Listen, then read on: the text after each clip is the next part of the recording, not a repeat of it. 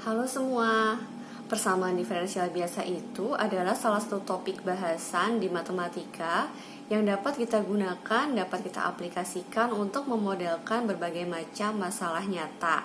Nah, oleh karena itu, kita perlu mengetahui terlebih dahulu apa sih itu persamaan diferensial biasa. Nah, apa sih itu ordinary differential equation atau persamaan diferensial biasa? Saya akan mulai dengan function. Di kalkulus, kita sudah sangat familiar dengan function ya. Katakan saya punya function fx. Nah, f-nya itu adalah function, x-nya adalah variabel. Kalau kita bicara function, itu berarti kita bicara tentang pemetaan. Ya, jadi f itu sebetulnya adalah suatu pemetaan atau suatu relasi yang memetakan variabel x di real dikaitkan terhadap suatu domain, katakanlah y-nya juga elemen real. Oke. Lalu juga Anda sudah dikenalkan bahwa function ini punya yang namanya turunan diferensial ya. Nah, karena ini kita bicara fungsi satu peubah, hanya bergantung pada satu peubah, katakanlah x saja, maka turunannya kita punya notasi f aksen x. Atau boleh ditulis juga dengan notasi df per dx. Nah, ini adalah, kita bilang dulu adalah first derivative. Sedangkan kalau turunan kedua, ya saya tinggal tulis f double aksen x sama dengan d kuadrat f per d x kuadrat. Ini adalah yang second. Nah, sekarang saya akan mulai kenalkan bahwa turunan ke n kita memakai, sebetulnya kan pakai Romawi ya, 3 Romawi, 4 Romawi, dan seterusnya. Tapi kadang kita punya kesulitan, kita nggak hafal Romawi. Maka kita punya kesepakatannya orang matematika bahwa turunan itu boleh tuliskan pangkat n, tapi n-nya dikasih kurung. Jadi kalau misalnya f-nya pangkat n tanpa kurung itu artinya adalah pangkat. Tapi kalau pangkatnya dikasih kurung itu berarti itu turunan. Artinya adalah turunan. Ya, jadi dnf per dx pangkat n itu adalah turunan ke n. Nah, sekarang kalau kita bicara ODE, ya, persamaan diferensial biasa. Ordinary differential equation itu apa sih? Saya akan tulis yang secara umumnya dulu ya.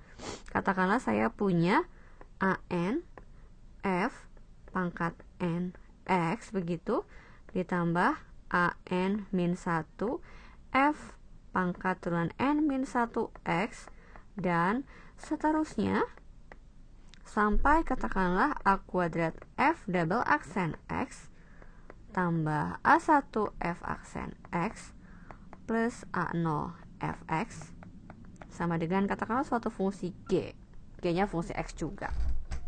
Ya, seperti itu. Nah, di sini itu a0, a1 sampai an itu adalah elemen bilangan real. Jadi dia konstanta ya, gitu. F-nya function, X-nya adalah variabel. Jadi saya bisa lihat nih, suatu persamaan diferensial itu adalah persamaan karena ada notasi bukan simbol, ada operator ya, ada operator positif, negatif ya, dijumlah, dikurang gitu ya. Nah, kemudian ada sama dengan juga di sana, maka saya bilang itu persamaan.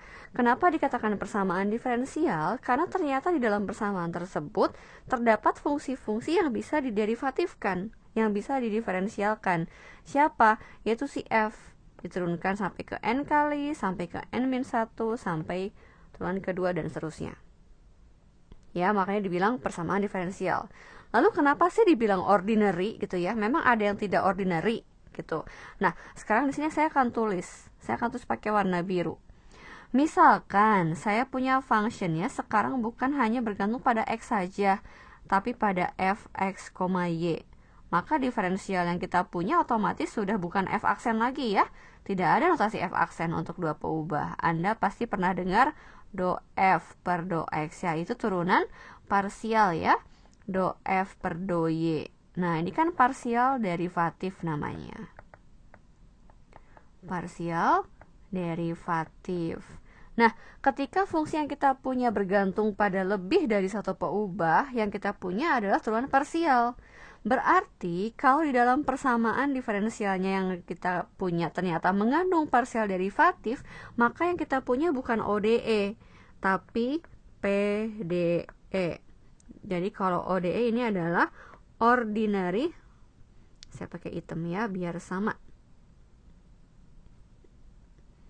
Ordinary ya, yang ini ordinary differential equation, karena turunan yang kita punya turunan biasa ternyata ya. Tapi kalau saya punya PDE itu adalah parsial differential equation, yaitu suatu persamaan diferensial yang ternyata fungsi-fungsinya bergantung lebih dari satu ya. Jadi inilah dia yang dimaksud dengan ODE. Oke, nah setelah itu saya akan menjelaskan properti-properti lain dari ODE.